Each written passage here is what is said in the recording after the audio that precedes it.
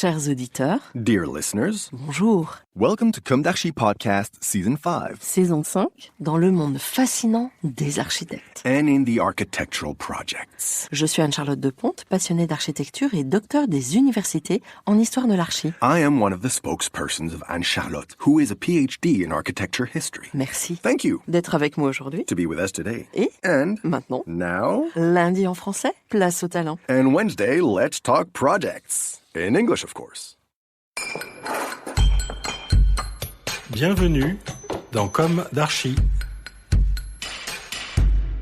Dear listeners, good morning.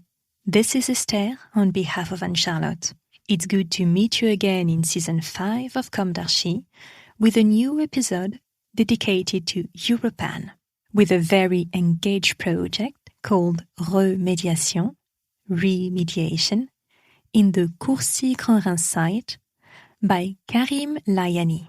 Perhaps you already know the name of Karim Lahiani, as he is engaged for the planet and humanity. He gives his all to finding resilient solutions. Let's hear what he has to say about this site, already covered by the first Europan 17 winning team, ex aequo to Karim, whom we interviewed. Today, it's Karim's turn. Over a century after the armistice, the ecological legacy of World War I remains taboo. The Great War was a traumatic large-scale energy battle. 4 years of industrial warfare on a 650 kilometers front that cost many human and non-human lives, and led to the pollution and destruction of soils and forests. Hastily hidden in the 1920s, this silent legacy is producing new ecological after-effects that reinforces entropy. It is reflected in the deterioration of exploded or unexploded weapons, pollution with perchlorate, cadmium, lead, mercury, arsenic, etc., and the weakening of plant health, diseases imported in ammunition boxes, sick forest areas from the front, strafed woods, invasive plants, etc. Now that war is making a comeback in Europe, and that climate and environmental concerns are the focus of much attention, we believe that military wastelands offer an opportunity to invent positive and original ways of treating the scars of war and disaster, reversing entropy and imagining a post-military and post-traumatic architecture and landscape. Opération Re-mediation has therefore taken the AB 112, located in the heart of the former no man's land at the front, as its headquarters. It has turned it into a space for experimentation in an attempt to turn the negative commons into a positive dynamic, to rediscover places for negotiation and diplomacy in order to care for the living, spare resources, recognize the value of environments affected by energy disasters, and pass them on to future generations. To the north of Reims, the AB 112 lies between the Aisne and Vesle watersheds. The vast and gently sloping agricultural plains are marked by a significant military heritage.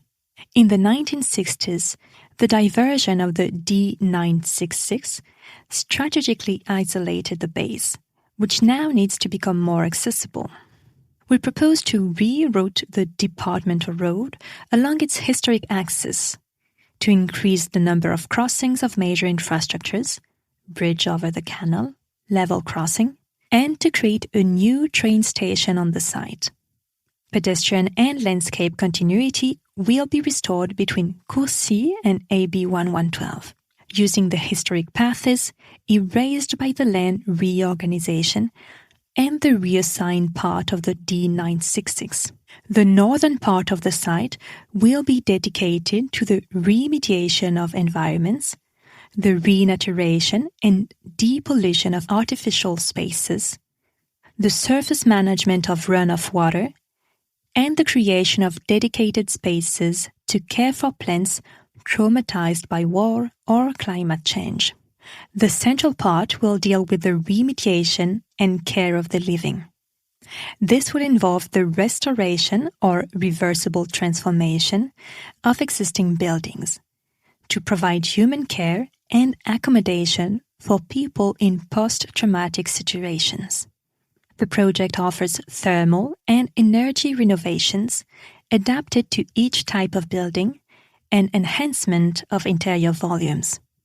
The inherent quality of life on the site is also due to the diversity of outdoor spaces and atmospheres.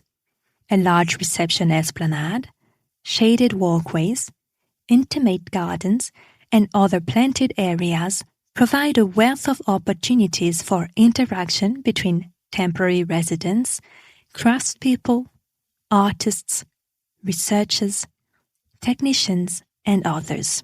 The public spaces will attempt to turn the geographical figures of the war into positive supports. New trenches, gutters, and craters will lead the wet spaces and reinforce the ecological solidarities of the base. The southern part of the site will see the emergence of a center focusing on the remediation of the resources needed to create a post-traumatic architectural and territorial structure, treatment of wood from the war forests, re-fertilization of the soil.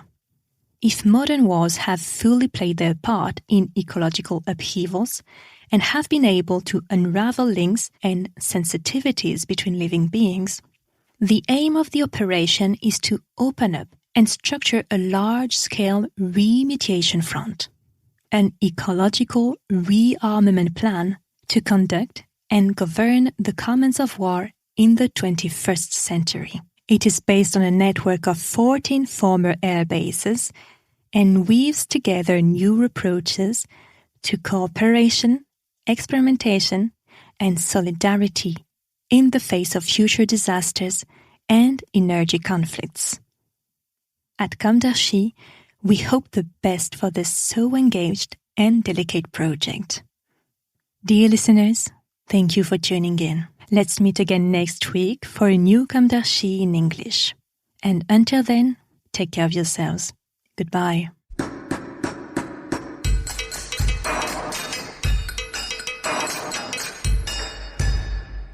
Thank you for listening.